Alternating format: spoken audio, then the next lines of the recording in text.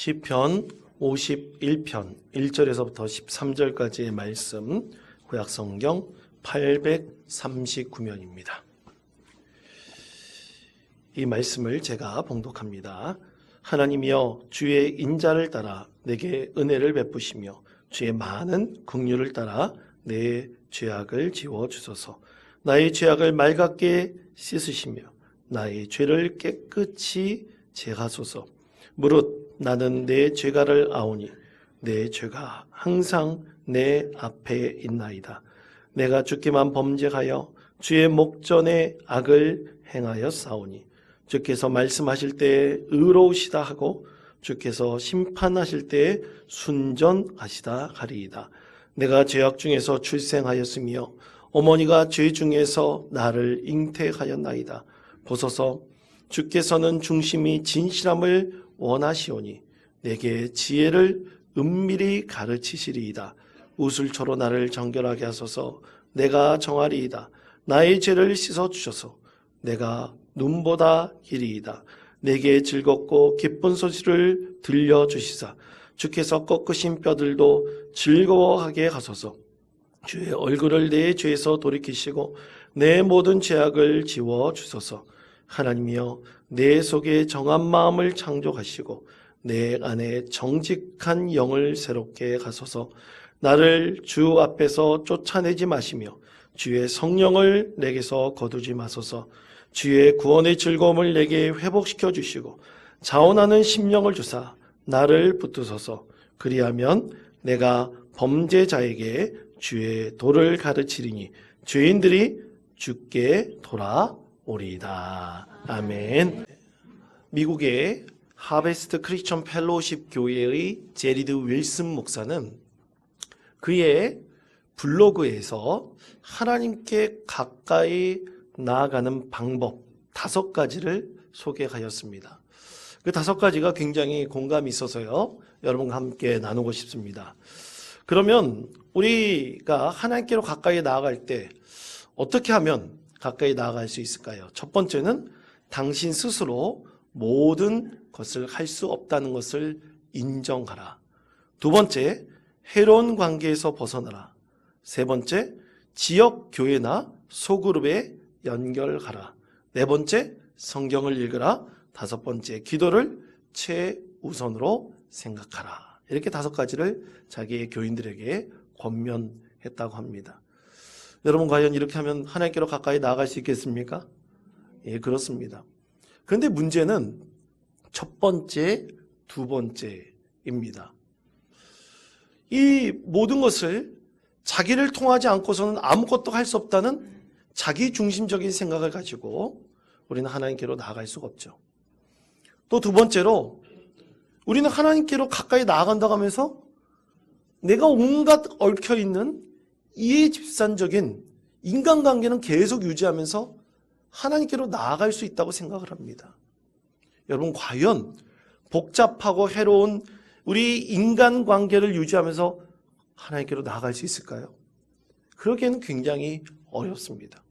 그래서 건강한 교회 안에, 소그룹 안에서 하나님의 은혜를 함께 나누고 그 가운데 개인적으로 영성을 우리가 성장시키기 위해서 하나님의 말씀을 읽고 또 기도의 자리를 찾아 나가야 됩니다. 그렇게 될 때 우리는 더욱더 하나님께로 가까이 나아갈 수가 있는 것이죠. 만약 이것이 전제되지 않는다면 우리는 절대로 하나님께로 나아갈 수가 없습니다.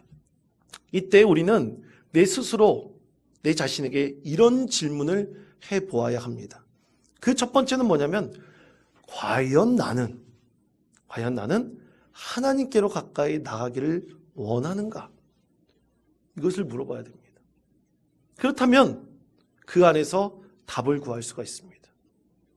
내가 원하지 않으면서 원한다고 가식적으로 보이고, 내가 있는 어떤 여러 가지 환경 때문에 그렇게 보이려고 한다면 그것은 온전한 그리스도인의 삶의 모습이 아니겠죠.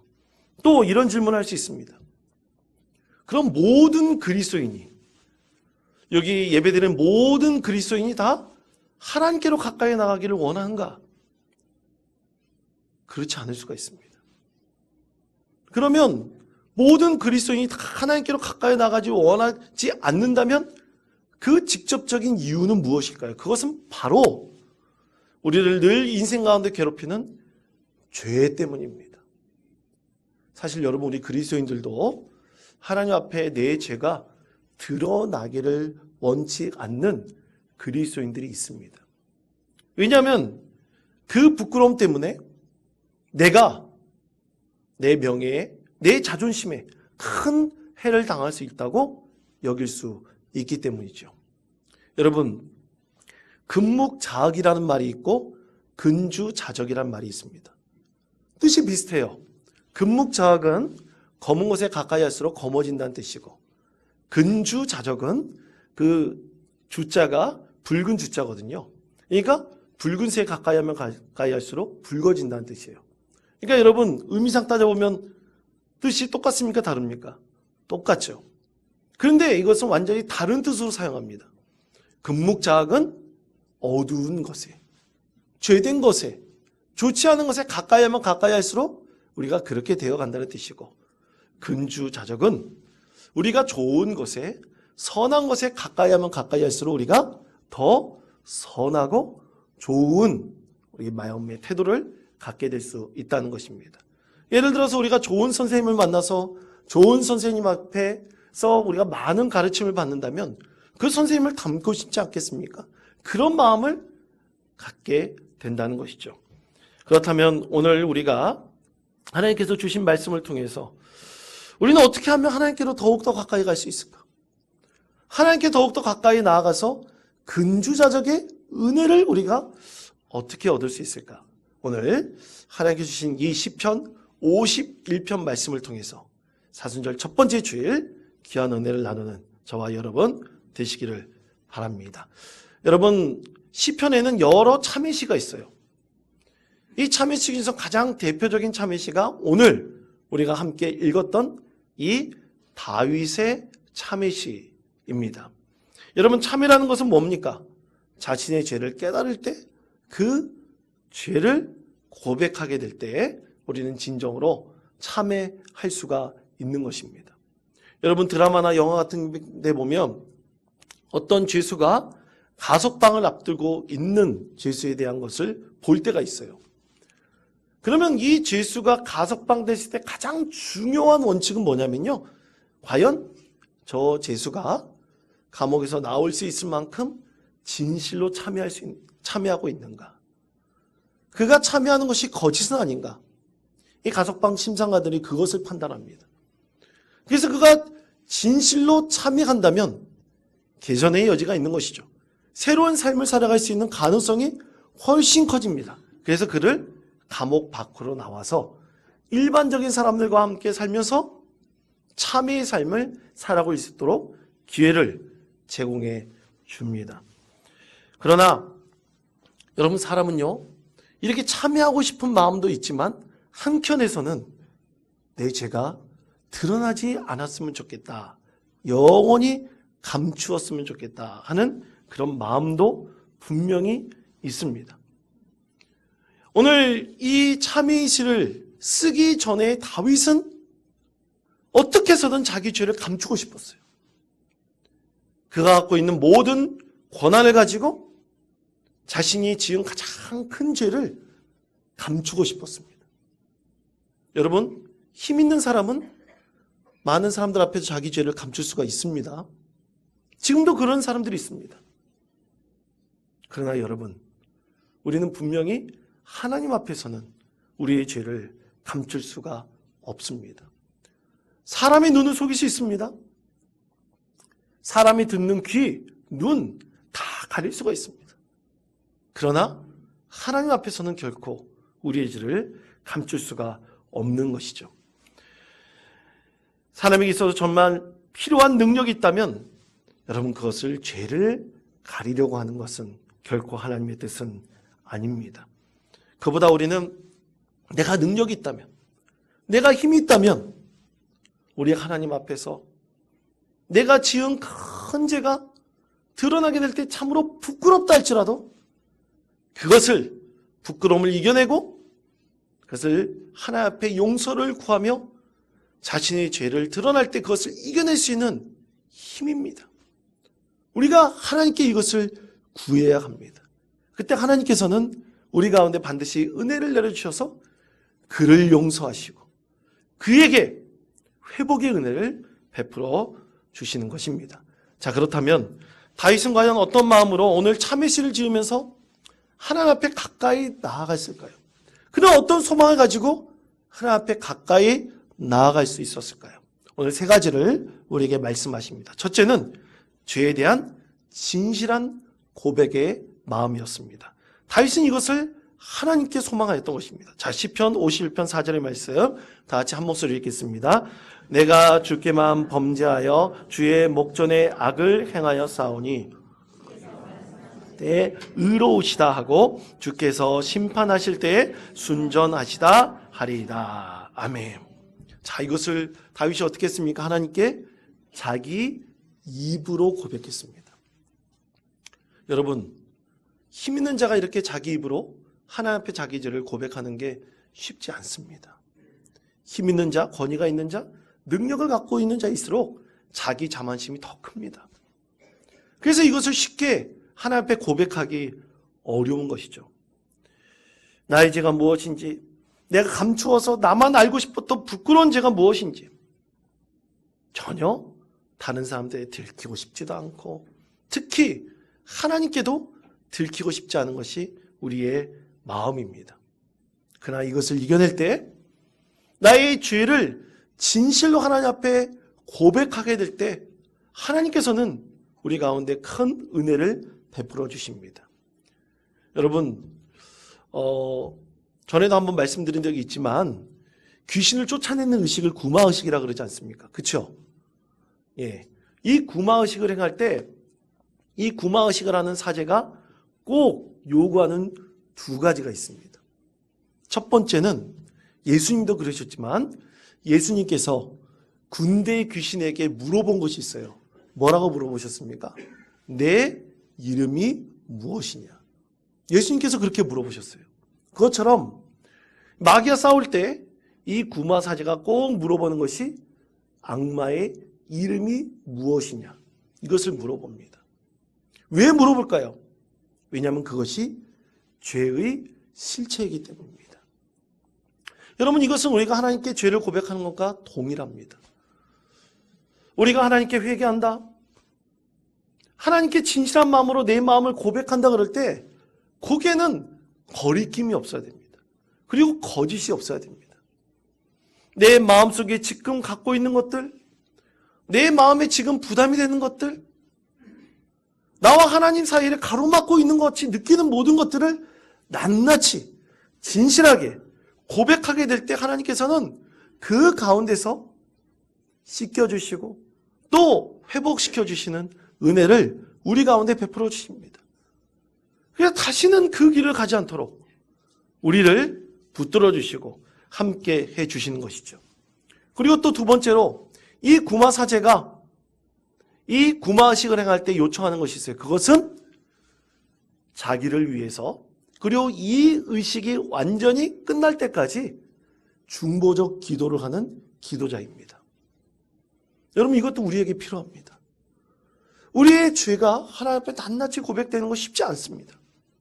그러기 위해서 믿음의 공동체의 중보적 기도가 필요합니다. 그래서 그 사람을 하나님께서 회복시켜 주시고 하나님께서 말끔히 씻겨주시길 간절히 기도하는 우리의 중보적 기도는 바로 하나님께서 큰 은혜를 베풀어 주시는 하나의 단초가 될 수가 있는 것입니다. 여러분, 오늘 다윗에게 있어서 그런 중보적 기도자가 있었어요. 그가 바로 누구냐? 나단이었습니다. 나단은 다윗에게 송곳과 같은 질문과 하나님의 훈계로 그를 때렸습니다. 그를 벌하기 위해서 때린 것이 아니에요.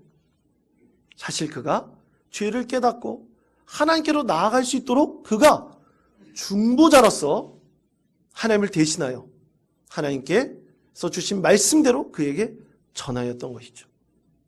그때 다윗은 나단의 말을 듣고, 아니 나단을 통해 주신 그 하나님의 말씀을 듣고 그는 무릎 꿇고 하나님께 회개하였던 것입니다. 사랑하는 성도 여러분, 이처럼 죄의 실체는 반드시 우리 입을 통해서 하나님께 고백해야 됩니다. 낱낱이 고백하고 자세하게 말씀드리고 자세하게 하나님의 은혜를 구할 때 하나님께서는 반드시 그 가운데 응답하시며 우리의 모든 죄를 씻겨 주십니다. 그러므로 사랑하는 성도 여러분, 이 사순절 첫 번째 주일을 맞아요. 우리가 어떻게 하면 하나님께 가까이 나아갈 수 있을까? 첫 번째 소망은 나의 죄를 하나님께 온전히 고백하는 것을 우리의 소망으로 삼으시는 저와 여러분 되시기를 바랍니다. 두 번째는 이제는 죄를 말끔히 지워달라는 간절한 기도인데요. 그것은 시편 51편 9절에서부터 10절까지 이렇게 말씀합니다. 다 같이 한 목소리 읽겠습니다. 주의 얼굴을 내 죄에서 돌이키시고 지워주소서. 하나님이여 내 속에 정한 마음을 창조하시고 내 안에 정직한 영을 새롭게 하소서. 아멘. 여러분, 죄를 지워달라는 소망을 하나님께 올려드리면 이 다윗이 요구한 것, 그것이 하나님께서 죄를 이게 고백하면서 씻겨달라고 한 것이지 않습니까? 그런데 여러분, 하나님께서는 용서해 주신다 할지라도 내 마음에는 아직도 죄에 대해서 큰 무게를 갖고 있는 경우가 있습니다. 그것에서 벗어나기가 사실 우리는 굉장히 어렵습니다. 그래서 오늘 다윗은 하나님께 기도하기로 내 속에 정한 마음을 창조하시고 내 안에 정직한 영을 새롭게 해달라. 새롭게 해달라 그렇게 구하였던 것입니다. 그러면 우리 하나님께서 능히 우리 죄를 씻겨주시지만 내가 벗어나지 못하는 죄의 굴레, 죄의 무게는 무엇입니까? 다윗에게 있어서 그것은 밧세바를 차지하기 위해서 어떤 짓을 범했던 충성스러운 신하였던 이 우리아를 사도살인한 바로 그것입니다. 그것으로 인해서 다윗은 하나님께 합당한 벌을 받았습니다. 밧세바와 그 사이에서 태어난 첫 번째 아들이 죽었어요. 그리고 그의 죄로 인해서 그의 백성들이 큰 시련을 당했습니다. 나중에 그가 압살롬에게 쫓겨나서 죽임도 당할 뻔했던 그런 엄청난 일도 당했습니다. 그런데 그런 일을 당하면서도 다윗은 마음이 시원하지 않았어요. 왜입니까?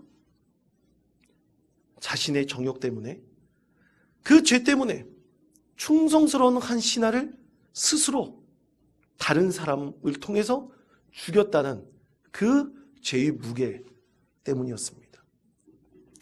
성도 여러분, 사실은 우리가 이 죄의 무게를 완전히 내려놓기는 굉장히 어렵습니다.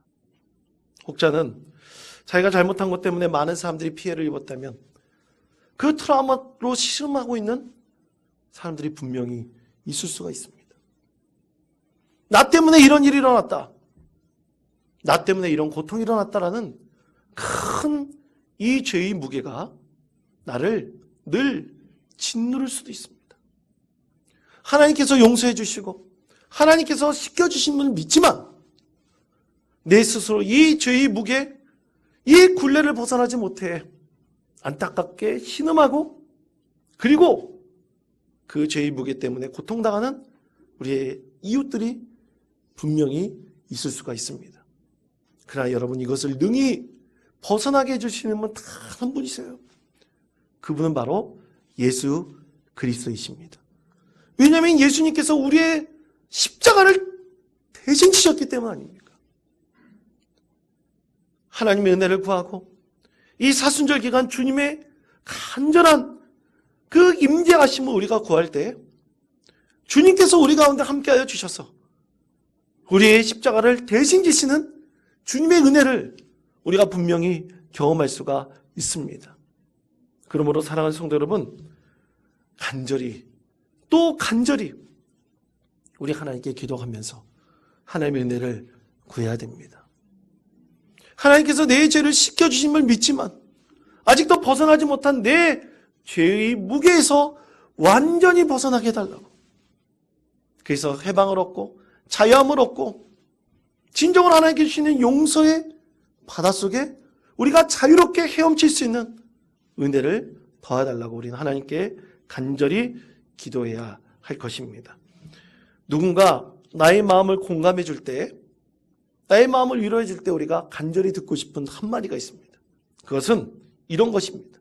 이것은 너의 잘못 때문이 아니다. 누구의 잘못 때문도 아니다. 이것이 바로 우리의 믿음의 공동체 안에 필요합니다. 사랑하는 성도 여러분, 우리 하나님은 용서의 하나님이십니다. 소망의 하나님이십니다. 축복의 하나님이십니다. 은혜의 하나님이십니다. 그 하나님께서 여러분과 함께 하시기를 원하시며, 여러분이 아직도 벗어나지 못하는 죄의 굴레가 있다면, 내려놓지 못하면 큰 무게가 있다면, 그 무게를 우리를 위해서 십자가를 지신 예수 그리스도의 보혈의 피로 말끔히 씻김 받기를 원합니다. 이것을 소망하시며 우리 하나님께 간절히 나아가시는 저와 여러분 되시기를 축복합니다. 마지막 세 번째는 이것입니다. 우리가 하나님께 죄의 씻김을 구하고 죄의 무게를 내려놓을 때 우리는 진정으로 하나님께 감사의 예배로 나아갈 수가 있습니다. 시편 51편 19절 말씀, 우리가 읽지 않은 말씀인데 다 같이 한 목소리로 읽겠습니다. 그때 주께서 의로운 제사와 번제를 기뻐하시느니 그때 그들이 수소를 주의 제단에 드리리이다. 아멘. 자, 다윗이 그가 하나님 앞에 진정으로 참여하고 이제 우리아에 대한 그 쓴뿌리, 그 트라우마, 그의 죄의 무게를 완전히 내려놓게 되었을 때 그는 하나님께 고백했습니다. 주께서 의로운 제사와 번제와 온전한 번제를 기뻐하시리니 그때 그들이 수소를 주의 제단에 드릴 것입니다. 그렇게 기도하였습니다. 여러분, 하나님께서 우리의 인생의 죄의 문제를 해결해 주실 때 우리는 어떻게 보면 내가 원치 않은 쓴 잔을 마실 때도 있습니다. 죄에 대한 대가를 치르도록 하나님께서 하실 때도 있습니다. 내가 원치 않는 결과도 나올 때가 있습니다. 그런데도 우리는 반드시 감사로 하나님을 예배할 수 있어야 됩니다. 이 감사가 우리의 마지막 소망이어야 됩니다. 감사의 제사를 드릴 때, 감사의 예배를 드릴 때 우리의 회개, 우리의 죄의 이 무게를 완전히 내려놓기를 소망할 때, 그리고 결국에는 감사로 하나님께 예배할 수 있을 때 하나님께서는 우리를 진정한 구원의 은혜를 베풀어 주시고 우리의 죄를 말끔히 씻겨주시는 은혜를 우리 가운데 더하여 주실 것입니다. 우리 하나님께서는 이렇게 말씀하십니다. 히브리서 4장 16절 말씀입니다. 다 같이 한 목소리 읽겠습니다. 그러므로 우리는 긍휼하심을 받고 때를 따라 돕는 은혜를 얻기 위하여 은혜의 보좌 앞에 담대히 나아갈 것이니라. 아멘. 그렇습니다. 누구든지 은혜의 보좌에 담대히 나아갈 수 있습니다. 중요한 것은 내 죄가 무엇인지를 직접 직면하는 것이에요. 깨닫는 것입니다. 그리고 고백하는 것이에요. 그리고 여태까지 지어왔던 죄의 무게를 다 내려놓고 이제는 하나님께 온전히 감사의 예배로 나아갈 수 있는 믿음의 사람이 되는 것을 하나님께 구하는 것입니다. 이런 사람 하나님께서 분명히 축복하시고 은혜 베풀어 주실 것입니다. 여러분, 이제 사순절 첫 번째 주일이 시작되었습니다.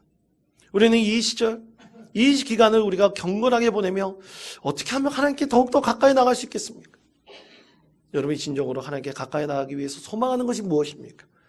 오늘 말씀의 은혜를 깊이 생각하시며 하나님께로 더욱더 가까이 나아가 이 세상에서 끊어야 될 것을 완전히 끊어버리고 온전한 그리스도인으로 우리 삶을 온전히 세워나가는 복된 성도 되시기를 간절히 축원드립니다.